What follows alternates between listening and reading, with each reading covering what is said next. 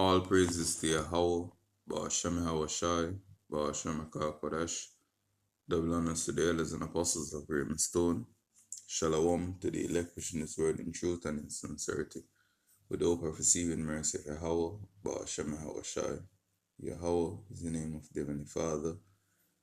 Yahushai is the name of his only begotten Son. You so-called Negroes, Hispanics, and Native Americans are the Israelites according to the prophecies that are written in the scriptures. I want to make it known that the RFID microchip is the MOTB. The serpent juice is the precursor to the MOTB. Yahushai, whom dwelling at the called Jesus, is about to make his return upon the earth to deliver his elect and to pour out judgment as it is written. So with that being said, I want to go straight into these signs that are playing out now, as the scripture referred to them as being evil tokens. And individuals that are dwelling upon the earth now, seeing these things, referring to them just as natural disasters, not understanding that these things correlate with what the prophets aforetime had described or declared through the words of Yahweh, Ba'ashem Yahushai.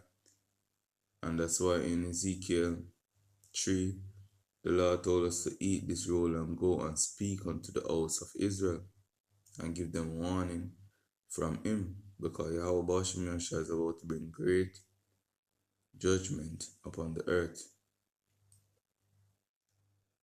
So this is Luke 21, verse 25.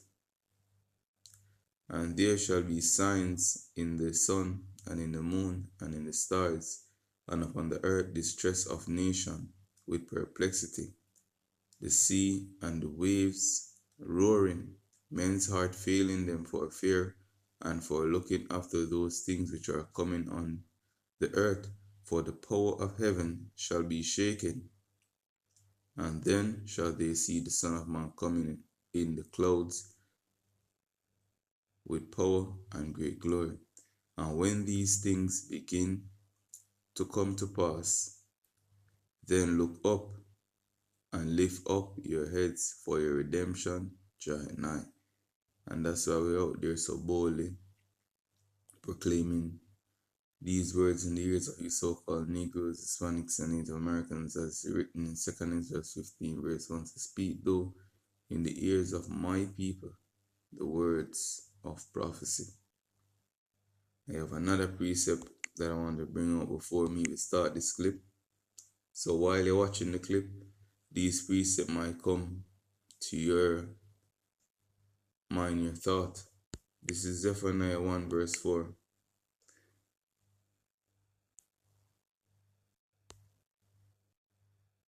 No, Zephaniah 1 verse 3.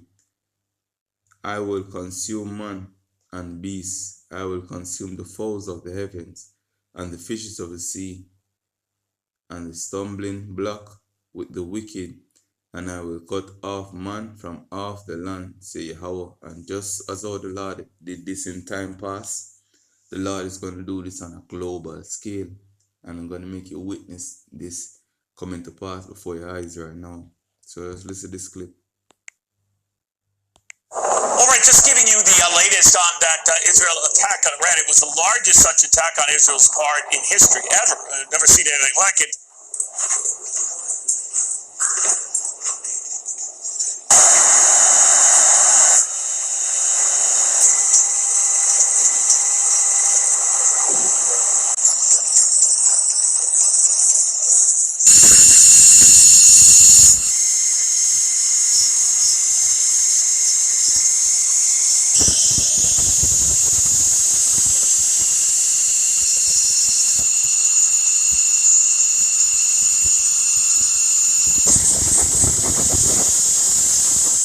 Mick, thank you so much for being here.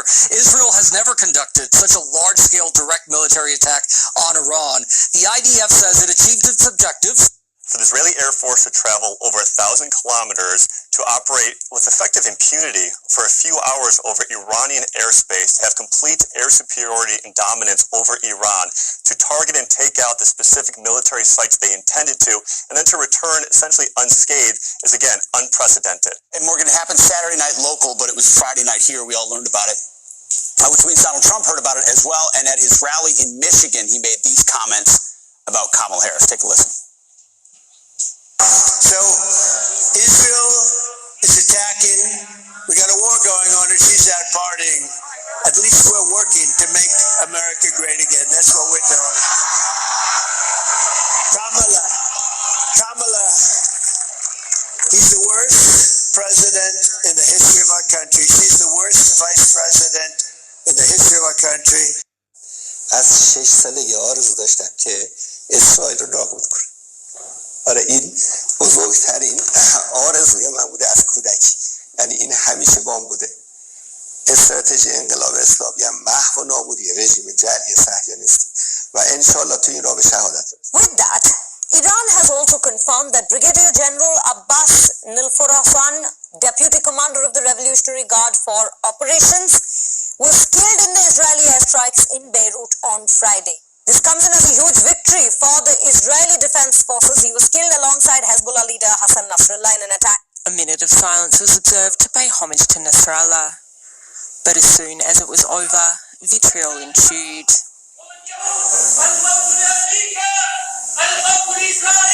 Despite this anger, experts say there is little point for Iran to go into an all-out war. There is no point because there's clearly a disproportion of force, and above all, in the event of war between Israel and Iran, the United States will be forced to re-engage. So as you can see, what you're watching now is wars and rumors of wars taking place before your eyes. This is a sign foretold by the prophets. And right now this is playing out before your eyes. Because what is going on now between the Amalekites, which refer to themselves as Israel, and Iran, which are the Persians, is going to escalate into a global conflict joining various world powers such as United States, Russia, you know, and it's going to be the catalyst for the Third World War. And we're watching these things play out before our eyes. So I'm going to make you listen a few more of this, and I'm going to change to another clip. War the international community wishes to avoid. I love the way you laid out how things were under Trump with regard to this situation, and that. Yeah, wow, this is a very interesting time to look to the stars, my friend. Hanging over the meeting, a shocking new report that details a catastrophic decline in wildlife. Populations are plummeting. The organization's Living Planets report has revealed that global wildlife numbers have shrunk by an average of 73% in the last 50 years. On to China, coastal cities like Panjin and Yingkou in Liaoning province and Tangshan in Hebei province were deluged as a result of high tides, flooding homes and vehicles in the area since the start of this week, and things kept getting worse. This unforeseen extreme weather event left much of the East Coast underwater as experts looked for answers.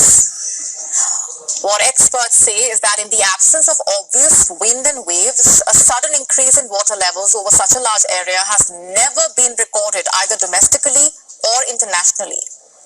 And what was different, basically, was that the event was strong and sustained, with water levels staying about 1 meter above normal for more than 20 hours, with several tide gauge stations in Liaoning reporting record-breaking levels. But the impact was also felt in many other parts of the country.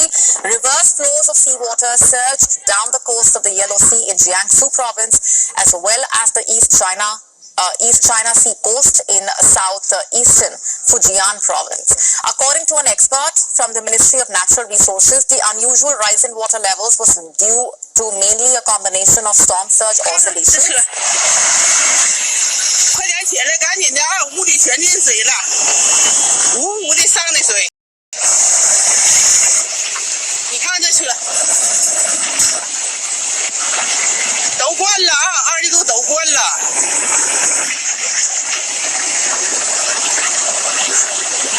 Were deluged by high tides, flooding homes and vehicles in the area since the start of this week, and this has of course kept rising. Now, this unforeseen extreme weather event left much of the East Coast underwater, as experts are looking for answers. The oscillation started in Bohai Bay on October 19, propagating southward to Shandong and then rebounding back to Liaoning, where it met the high tide, leading to a seawater backflow phenomenon. And this serves as a reminder to us in the context of global climate anomalies. Extreme weather events may arrive quietly without any warning, and that we need more research on new kinds of natural disasters. From the grassy fields of the Serengeti to the urban jungles of the San Francisco Bay Area, creatures big and small across the globe are under threat. New numbers show how wildlife populations have plunged 73% in just half a century. That means in just my lifetime, 50 years, we've seen a decline of 73% in the average size of these wildlife populations. And according to the charity the WWF, the loss of natural spaces globally over the last 50 years has caused wildlife populations from the poles to the tropics to shrink by an average of 73%. This isn't just a sad story about the loss of wildlife. This has profound consequences for you and I. We know with having lost so many wild places that this is putting many ecosystems really on the brink. And many of them, from the Amazon through to our coral reef system, are really on the edge of very dangerous tipping points. Last year, tropical rainforest was destroyed at a rate of 10 football pitches a minute, often for agriculture. Losing swathes of forest here changes patterns of rainfall, causing droughts that actually make it harder to grow food. Intact tropical forest supports a vast array of wildlife, but it also helps fight climate change. So wild spaces aren't just homes for wildlife, scientists say. They're the planet's life support system.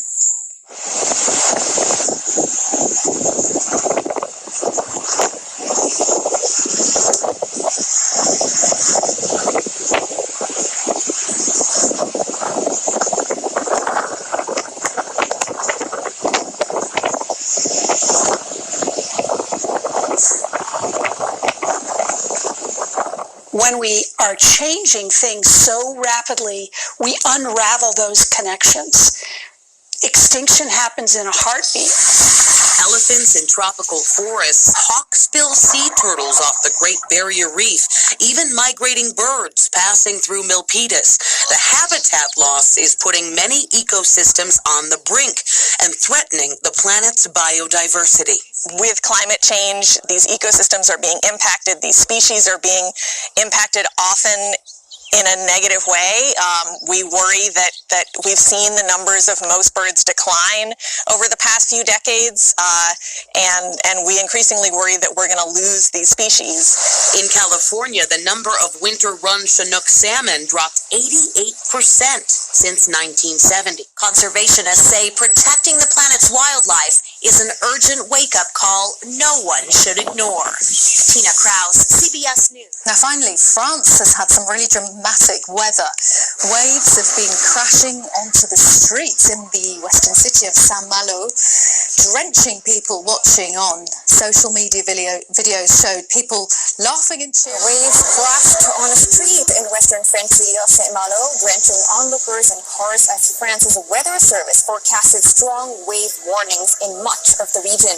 The weather service, Meteo France, placed 6 departments in western France on yellow alert, the third highest level of warning for strong waves. The local authorities have advised against staying close to the waves.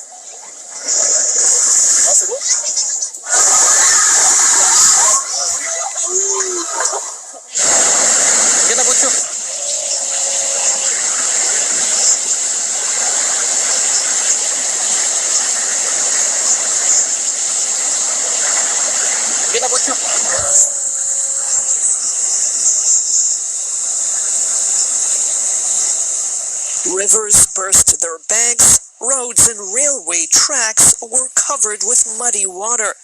More than 6 months of rain fell in 2 days. The regions hit by this week's torrential. I never say that. More than 6 months rainfall in 2 days. This is not normal. Rains are rarely flooded. The water is now receding, but residents are still stunned by the amounts of rain that fell in their town and the risks they faced only hours ago.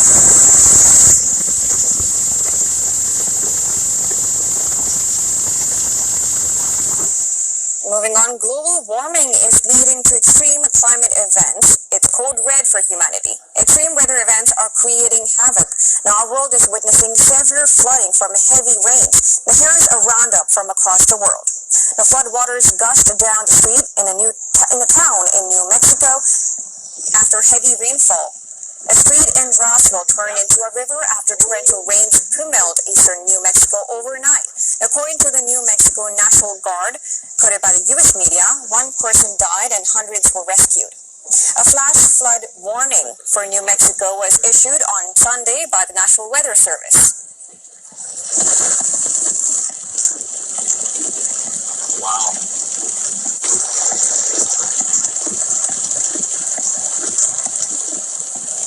I guess I'm not. Heavy rains from an atmospheric river prompted an emergency response in West Vancouver. Roads have been covered in muddy water with debris flowing down various streets. The North Shore Emergency Management altered the population that rainfall would continue. They have alerted them and urged people to avoid trails, forested areas, and steep slopes. According to local media, Environment Canada forecasts up to 150 millimeters of rain near Vancouver.